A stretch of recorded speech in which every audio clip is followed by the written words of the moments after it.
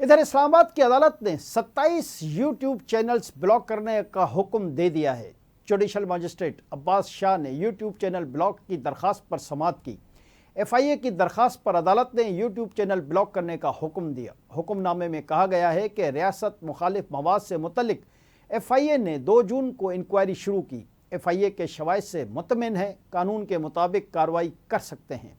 عدالت نے یوٹیوب کے افسر انچارج کو 27 یوٹیوب چینل بلاک کرنے کا حکم دے دیا۔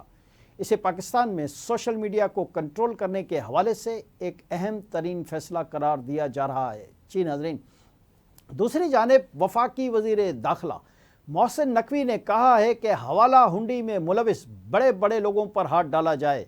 وفاقی وزیر داخلہ محسن نقوی نے ایف آئی اے کراچی زون کا دورہ کیا، جہاں انہوں نے اجلاس کی صدارت بھی کی۔ محسن نقوی نے کہا کہ کسی کا دباؤ قبول کیے بغیر مافیا کے خلاف بلا امتیاز کارروائی کی جائے۔ وزیر داخلہ نے بھکاریوں کو بیرون ملک بھجوانے والے ایجنٹ مافیا کی سرکوبی کا حکم دیتے ہوئے کہا کہ بھکاری مافیا پاکستان کا امیج خراب کر رہا ہے، بلا امتیاز ایکشن نظر آنا چاہیے۔ مفرور ایجنٹس کو دیگر صوبوں کے تعاون سے گرفتار کیا جائے۔ بیرون ملک سے ڈیپورٹ ہو کر آنے والے بھکاریوں کی گرفتاری کو بھی یقینی بنایا جائے۔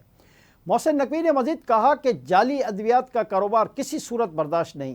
جعلی ادویات کے مکروہ دھندے میں ملوث لوگوں سے آہنی ہاتھوں سے نمٹا جائے۔ جعلی ادویات کے کاروبار میں ملوث لوگوں کی اصل جگہ جیل ہے۔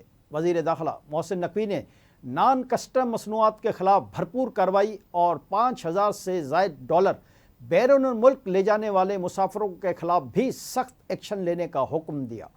محسن نقوی نے حکام کو ہدایت کی کہ ایسے مسافروں کے خلاف قانون کے مطابق بھرپور کارروائی کی جائے۔